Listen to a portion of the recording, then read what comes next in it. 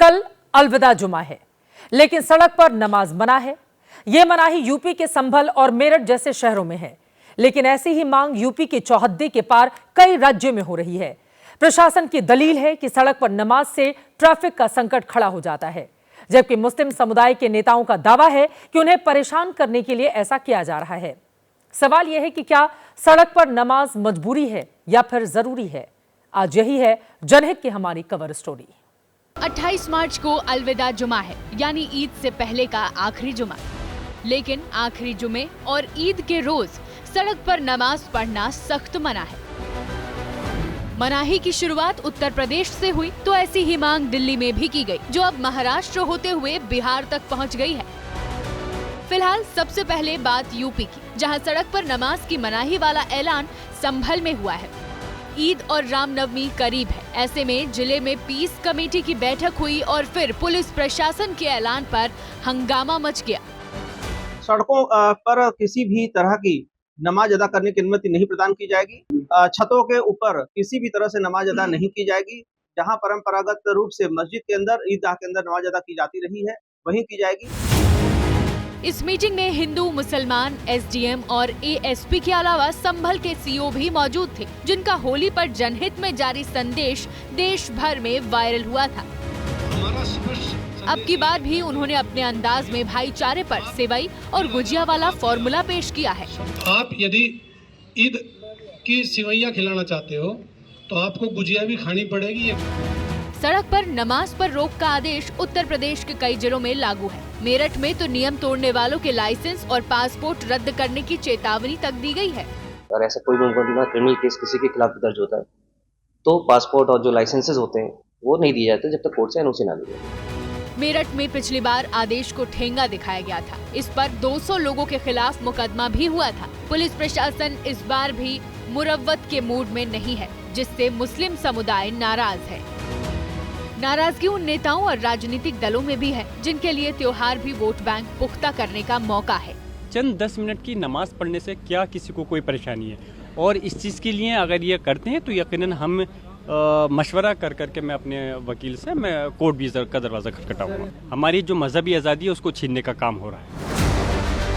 कांग्रेस कह रही है, क्या इस तरह की पाबंदियां सिर्फ मुसलमानों पर ही लागू होंगी? तो सत्ताधारी बीजेपी का जवाब है, सड़क सबकी है, ऐसे में बंदिशें भी हर धर्म पर लागू हैं। सारी पाबंदियां मुसलमान पे आपको आयद करनी है, करिए। या सिर्फ मुसलमान से ही एतराज होता है?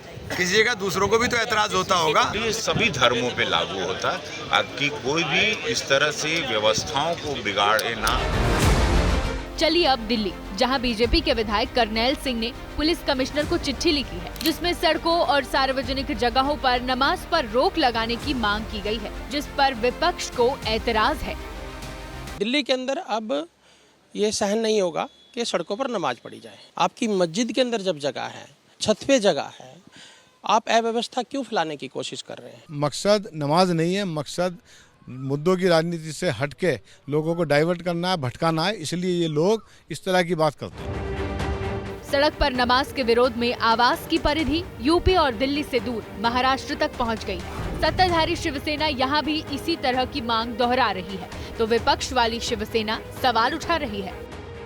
मैं अब मांग करूंगा मुंबई पुलिस से और महाराष्ट्र सरकार से कि इस ईद पे हमारे जितने मुस्लिम भाई हैं वो सभी या तो ईदगाह में जाके नमाज पढ़ें या मस्जिदों में नमाज पढ़ें। ऐसे सरकार की तरफ से आदेश जारी हो। एक तो उन्होंने जाहिर करना चाहिए कि उन्होंने आखिर हिंदुत्व छोड़ ही दिया, और नहीं तो ये सब नौटंकी है।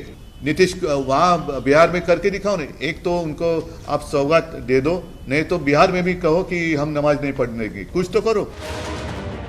उद्धव ने बिहार का नाम लिया तो अब वहां से उठी आवाज को सुनना भी जरूरी है। जेडीयू तो नहीं, लेकिन बीजेपी कोटे के मंत्री नमाज के लिए सड़क के इस्तेमाल पर आपत्ति जता रहे हैं।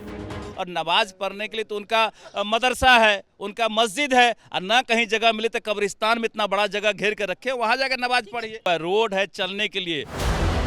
सड़क पर नमाज के पक्ष और विपक्ष में राजनीतिक ही नहीं, धार्मिक बयानबाजी भी हो रही है। मौलाना कह रहे हैं, जगराते और कांवड़ यात्रा भी तो सड़क पर होती है, फिर नमाज से कैसी दिक्कत? जगराते भी सड़क पे हुए हैं, कांवड़ यात्रा भी सड़क पे निकलती हैं। जितने भी हिंदू धर्म के त्यौहार हैं, उनके जुलूस निकलते हैं या सिख धर्म के निकलते हैं, वो सब सड़कों पे तो निकलते हैं। किसी मुसलमान ने आज तक कोई कंप्लेन किसी के खिलाफ नहीं की। सड़कों पे अगर असुविधा हो रही है, वहाँ पर कुछ हो रहा है तो वहाँ पर वो भी नहीं होना चाहिए। उसके लिए सबके अपने स्थल है, पूजा स्थल है। मुसलमानों का मस्जिद है, हिंदुओं का मंदिर है, वो अपने मंदिर में करें या मस्जिद में करें। अब सवाल ये कि क्या वाकई अब की बार मुस्लिम समुदाय सड़क पर नमाज से तौबा करेगा या फिर पुराना सिलसिला जारी रहेगा? और क्या इस तरह की पाबंदियां बिना धार्मिक भेदभाव के लागू होंगी? क्योंकि ये सवाल विपक्ष पूछ रहा है। वैसे सड़क पर नमाज को लेकर विवाद कोई नया नहीं है, कई सालों से ये विवाद चला आ रहा है। 2017 में जब योगी आदित्यनाथ यूपी के सीएम बने, उसके बाद से उत्तर प्रदेश में सड़क पर नमाज को लेकर सख्ती हुई। जगह जगह जिला प्रशासन ने रास्ता रोके जाने की शिकायत पर एक्शन लिया। अब इस बार 31 मार्च को ईद का त्योहार है और कल रमजान का आखिरी जुमा। ऐसे में प्रशासन के कुछ जगहों से जो आदेश आए हैं उस पर सियासत हाई है। मेरठ में सड़क पर नमाज पढ़ने पर केस दर्ज होगा। मेरठ में प्रशासन पासपोर्ट और लाइसेंस रद्द कर सकता है। संभल में सड़कों या छतों पर नमाज की अनुमति नहीं है। संभल में लाउड स्पीकर की इजाजत भी नहीं है। वैसे तो सड़क पर नमाज का विरोध दिल्ली और महाराष्ट्र में भी हो रहा है, लेकिन ज्यादा विवाद उत्तर प्रदेश में है।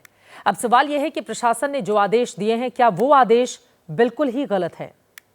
पूजा पाठ इबादत की वजह से किसी को दिक्कत नहीं होनी चाहिए, यह निहायत ही निजी मसला है। लेकिन जब बात वोट बैंक की हो तो निजी कुछ भी नहीं रह जाता। सड़क जनता के लिए है, आम लोगों के लिए है, चलने के लिए है। ऐसे में सड़क पर जाम लगाकर, रास्ता बंद करके किसी तरह का कोई भी आयोजन सही नहीं माना जा सकता।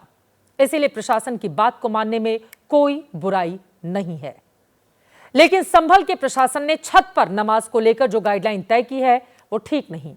हो सकता है संभल प्रशासन को लगता हो कि भीड़ की वजह से किसी तरह की कोई घटना को अंजाम दिया जा सकता हो, क्योंकि संभल तो वैसे भी संवेदनशील शहरों में से है। अभी यहां होली पर ही विवाद हो चुका है। पिछले साल तो खैर जो हुआ वो आपकी जानकारी में है ही।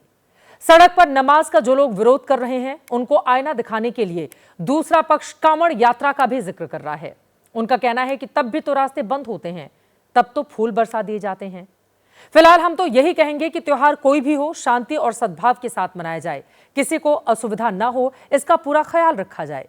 प्रशासन का काम सुरक्षा देना है, शांति से त्योहार को संपन्न कराना है। प्रशासन को उसके लिए ध्यान दिए जाने की जरूरत है। एबीपी गंगा, खबर आपकी, जुबान आपकी।